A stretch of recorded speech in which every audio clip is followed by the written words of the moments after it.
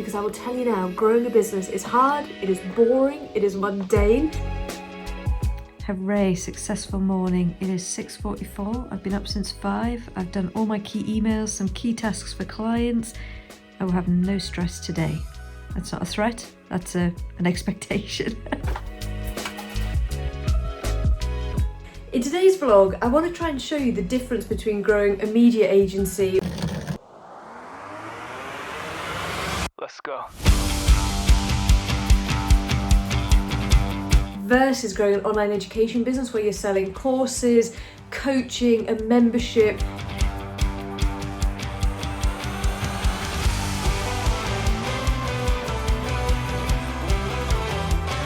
I've grown both, and the strategies, the foundations are the same, but the tactics are so different. That's what I'm going to try and convey in today's vlog.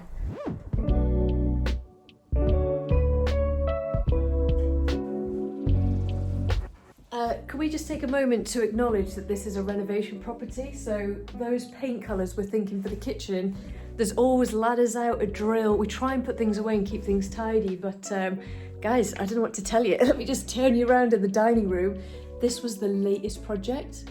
In fact, let me explain this before we get into the vlog. So we bought this renovation property. I think we've had it about a year now, and we've done so much in it, but there were so many problems. Like those two walls in those alcoves were so damp. I'm going to show you a picture. You could actually see it 2/3 of the way up the wall. So when they did the work, they said we can open up the fireplace, and I said absolutely yes, 100%.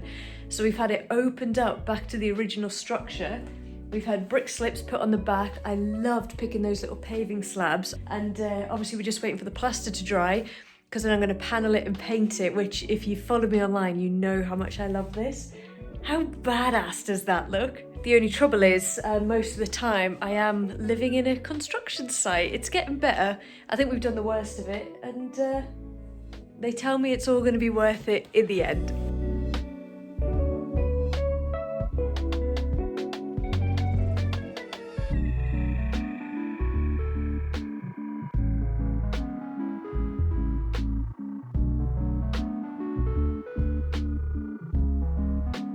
Okay, I want to say something to you, but you can't stop listening to me after 30 seconds. If you're going to commit to this segment, you've got to listen to the full 2-3 minutes, because it's really important, okay? I think for years and years and years, the market's been really hard, like since COVID and after COVID and everything that's happened with things happening in politics, things happening in the world, the impact on people has been profound. Never mind the cost of living crisis and the actual genuine physical increase in prices, meaning the money that you earned 2 years ago does not equate to the same level of value as the money that you earn today. But on social media lately, over the last 6 to 9 months, I've seen more and more people going back to work, and absolutely fine, I totally get it. Entrepreneurship is really challenging. I see more and more people say, guys, you know, after COVID, after this, after that, it's too hard and I'm going to go back to work. And I think, yeah, fair enough. I think the people who don't do that, who stick at entrepreneurship, who give it another go, I think the activities that they're doing are very different. I don't know if this sounds harsh, but I think they're very different from the people who go back to work. And I'm just going to say, there are so many issues here around like mental health, the pressure, the economy, all of that, I get it. But I do think that there has been a bit of an illusion with social media that building a business is easy, or that you're going to put your website live, you're going to post some content and you're going to grow a business. You're absolutely not. Getting a business off the ground is one of the hardest things that you'll ever do, until the hilarity kicks in of growing a business and then delivering on all of the work that you've sold. That's what I find so funny, because entrepreneurs want sympathy for that. They want to acknowledge, Lisa, it's really hard. You know, I'm growing the business, but I've also got to do the accounts, and now I've got to manage these clients, and I've got kids.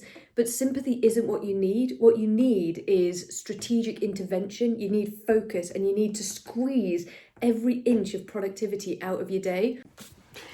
Okay, so if you're serious about growing your business, let's talk about the straight line through to actually making that happen. And I want you not just to listen to me, I want you to go to a coffee shop or get a pen and paper out and do this exercise. It is so important. And if I was coaching you one-on-one, I can't coach you without knowing the answer to this, or I would absolutely be coaching you to this answer in the first place. So the straight line through is the most direct, obvious, easiest way for you to grow and scale your business. And it's going to leverage a couple of things. It's going to leverage what you love, because I will tell you now, growing a business is hard, it is boring, it is mundane. That sounds crazy because obviously it's fun making money and making sales, but Alex Hormozy recently says business growth begins when motivation ends, and that's what I mean by it's boring, it's taxing, it's difficult. You're not going to wake up every day and be like, oh, I love all of this discretionary effort. I love the uncertainty that comes with growth. Yeah, let me do more. No, you're going to wake up and think, I'm working so hard. Why didn't that work? I can't believe I didn't win that. What on earth? Oh, I'm working more and more and I'm not even getting paid for it. So let me do more. So if you're going to do that, it's better to think about what you're good at. So with me, for example, I know that I'm good at webinars, training. I know that I'm good at meeting people in person.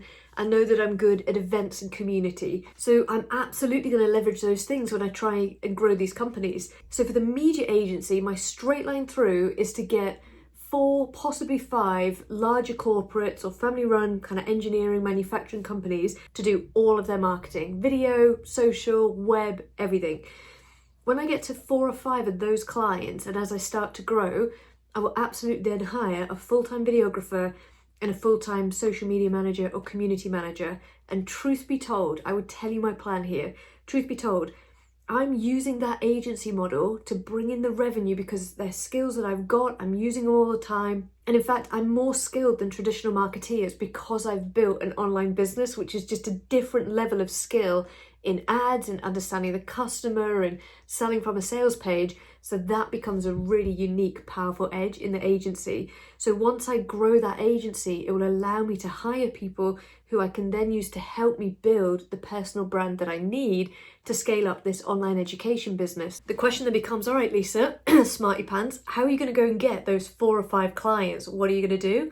$1 million question, right? It's simple. You've just got to think about, where are those customers? How would I get in front of them? And how do I add value up front so that they can see the benefit of bringing somebody like me in? First step is instantly going to be business development. Could I email 4 or 5 minimum, 4 or 5 companies like that every single day for the rest of the year, for the next 12 months until I'm at capacity? Yes, I can.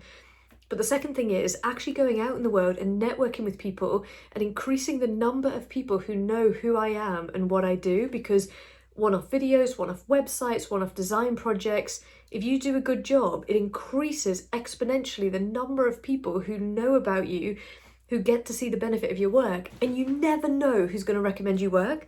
I wonder even if your family and friends and the people closest to you know what your strategy is and know the kind of customer that you're looking for.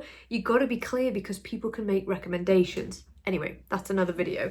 Now with the online education business, the backbone and the straight line through is totally different.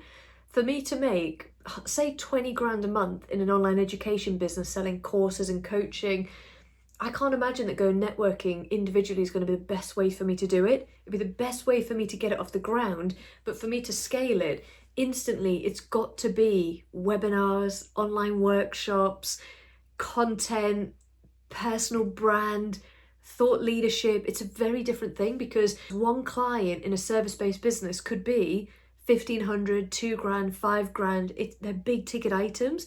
But for coaching and online courses, you need so many more sales in order to generate a revenue where you think, yeah, okay, I can survive off this and I can grow with this. So with the online education business, it all comes down to personal brand. What's the message to the market? Can I build a community of people who know, like, and trust me? And specifically, can I use organic content or ads to get hundreds, not 10s and 20s, but hundreds, if not thousands of people to download a freebie, to go on a webinar, to go through something at a low ticket price or free, to understand what I teach, and then offer a discovery call or a link to a sales page to get them to consider the offer. That business for me is way more about personal brand. It's about volume, which doesn't sound great, but it is true. It's about more people seeing the opportunities, and it is absolutely, without doubt, about value and demonstrating your thought leadership and your approach up front.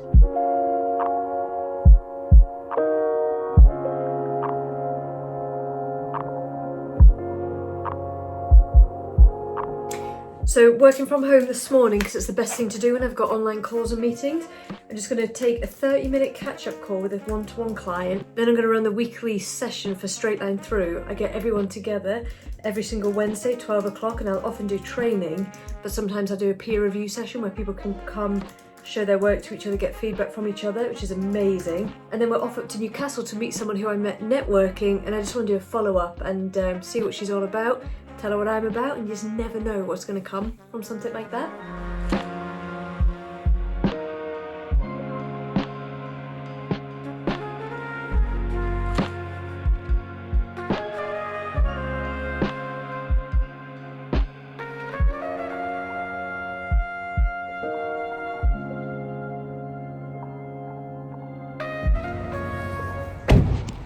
Car parks are getting smaller, I know it. Alright guys, so we are in Newcastle city centre. Can you see in the background behind me, that building? So I'm going to the very top of that building, this beautiful sky bar in Newcastle, to have a coffee with someone who I met networking. So we better go because I've got 10 minutes. I'm close enough. Don't come anywhere that requires a lift with me guys, because I'm clearly jinxed.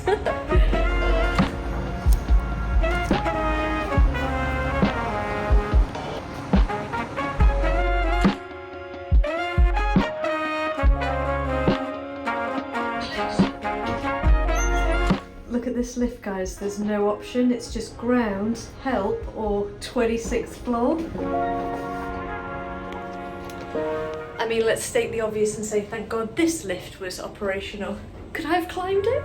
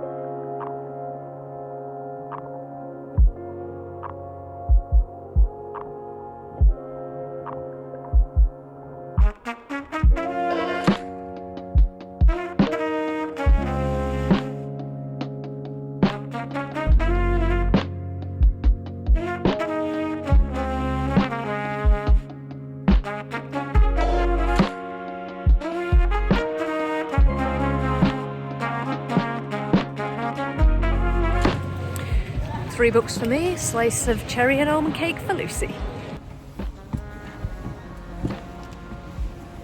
Time for me to go home, deliver this, what did I get? Almond and something or other. Basically a fancy cherry bakewell, Lucy's favourite. Enjoy a nice tea and, to be honest, switch off for the night. So over and out.